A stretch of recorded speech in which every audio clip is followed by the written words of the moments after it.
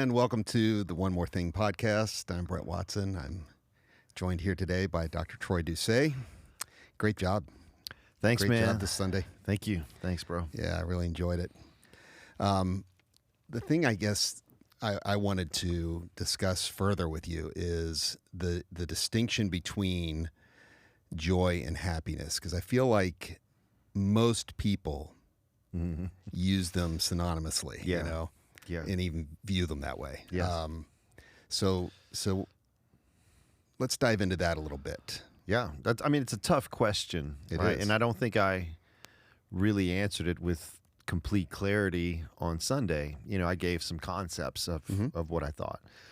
Like happiness absolutely is sort of external in how we factor its influence or effect on our life. Happiness comes from things outside of us, whether we're talking about, I had a great steak dinner, or, like my wife and I kissed under, a sunset, and those feelings of happiness. And it's a type of pleasure as well, right? And it can be associated with joy. But I think the main difference is joy is not dependent on happiness or feelings of pleasure. Joy is something that can be experienced in the midst of trial and tribulation, turmoil. Happiness, no one has ever said, man, I'm so happy I'm going through this. I can have people say, I still have joy even though I'm going through this. So that's, for me, is a big distinction. And that situates joy in a completely different paradigm or category than happiness, at least how I understand it. Yeah. Joy is almost like a transcendent thing. Mm-hmm. It's something that is not fleeting the way that happiness is. I mean, Yeah. it just is. That's what I kind of mentioned that from Nehemiah's book, where he says, the joy of the Lord is my strength. So that in itself says that this is not a quote unquote human thing, even though we may put human language attached to it to give it some sort of definition or signification. Joy is something that has been given, right? Yeah. By God, the transcendent other, whatever you want to call him. That is, and in that means it's a permanent fixture within us, that we have this capability always and already within us, whereas happiness is, again, influenced or affected upon our life. Yeah. I like the way that you made the distinction by calling out a generic, you use the term generic joy Yeah. versus Jesus joy. Jesus joy. Jesus joy. I was going to say eternal, but yeah, Jesus joy. Yeah. And you mentioned early on that we as human beings, we worship things. Mm-hmm. We fix our attention on something and we idealize it. That's right. Maybe, is that fair? Yeah. Until we have it. That's right. And it reminded me of something that St. Augustine said about this. That and it was really just that we will worship a thing until we have it, a temporal thing versus the eternal. Mm-hmm. But he pointed out that when you fix your worship attention, I guess you could say, on the eternal, then because it's eternal. Yeah. Because God is eternal. Yeah. And the joy that he gives is eternal. Yeah. You live as a kind of compassionate, dissatisfied person. That's beautiful. Yeah. Yeah.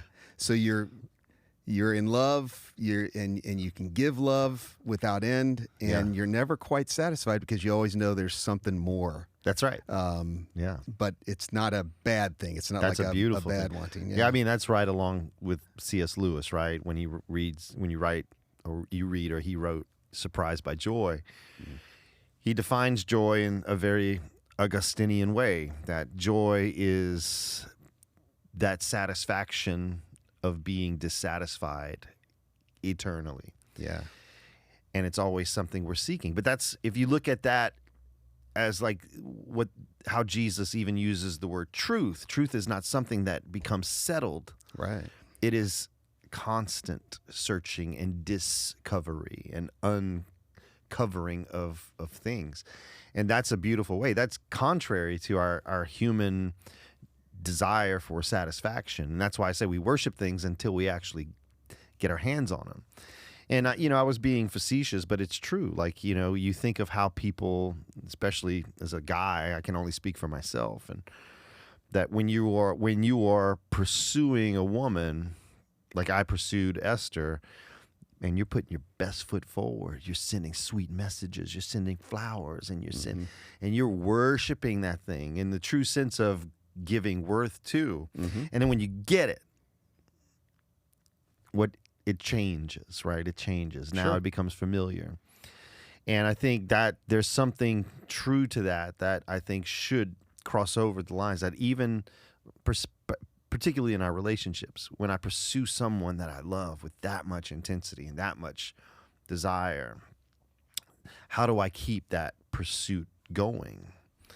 And I think that would make all the difference in the world in relationships, But those ideas that are eternal, joy and truth, those are things we humans will never hold fully in our hands. It's kind of like trying to hold water. It's going to slip through and we got to grab more of it. But God promises, like, if you understand it in that way, there's like this beauty that you're interacting with. You can't be frustrated with it. And I think that's what I love about Suncoast, man, is like we have embraced fully that ambiguity and mystery of who God is. And so, yeah. Holy ambiguity. Yeah. The mystery. That's it. Yeah. It's good stuff, man. It is, man.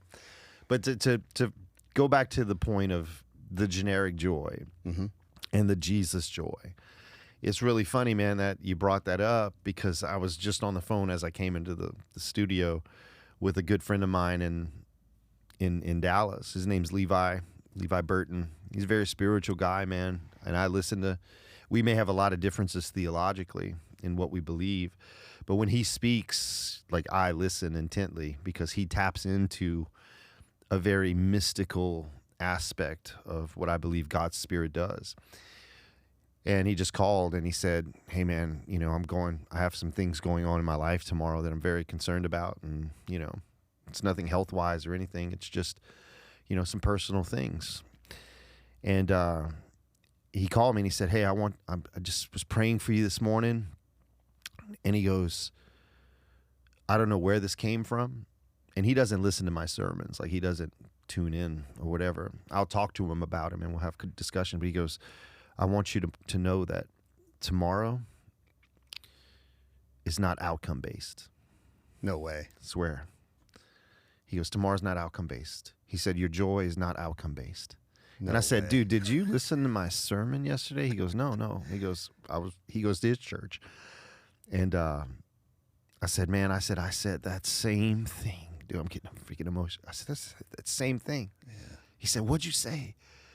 I said, man, there is a joy to existence that's based on outcome. Like, man, I did all the right things. I made all the right investments. I raised my kids right. And I have this great home and this great location. And I love God. And I go to church and I give. And boom, it's joy. Like, that's outcome based.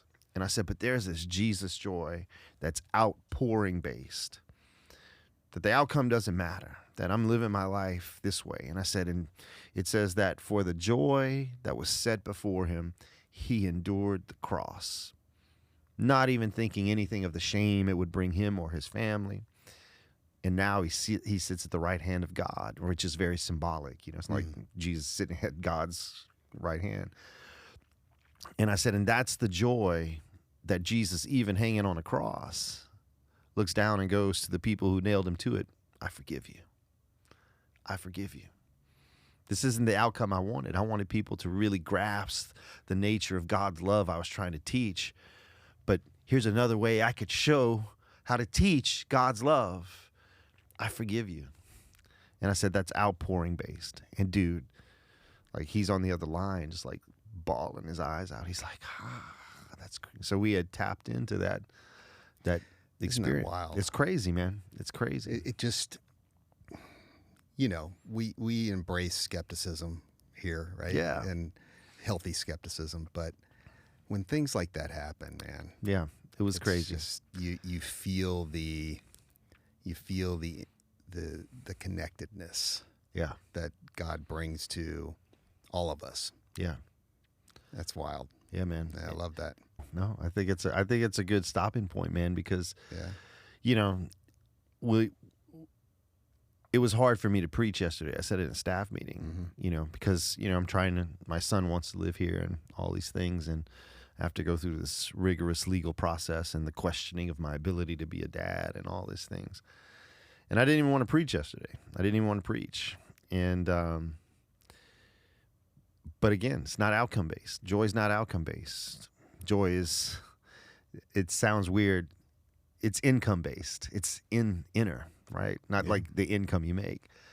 It's income and then outpouring, regardless of the situation, man. And I think we try to model that here, bro, at Suncoast. We follow Pastor Larry's lead. I follow your lead, man, because you're one of the guys I look to, bro, because you constantly outpour into the people that you have around you, into your class. And, I look at our creative team, our production team, constantly outpouring, man. And they run into all sorts of technical issues. Like I said yesterday, there are trials and tribulations for every person, whether you're single or married, whether you're rich or poor, whether you work on the production team or you're on the teaching team. Like, even in church, we face these trials and we face these hiccups. But it's never been outcome-based. And I love what, Dr. Bauckham says. He goes, we've been bigger, outcome, but we've never been better, outpouring. So, yeah. It's just true. That's right. Been bigger, never been better. Yeah, man. There is a unity in that outpouring here that I've been in ministry a long time. I've served at a number of different churches, and I've never experienced that kind of unity, the kind of unity that we have here, anywhere else. Nothing against those churches. No. They were great in their own right and in many different ways, but the unity of spirit here, of Christ-likeness, and of joy, it's unique here. It is. Yeah. Love it, man. Yeah. Well, Awesome. Thanks for what you bring. I appreciate you, man. Love you, dude. Appreciate you.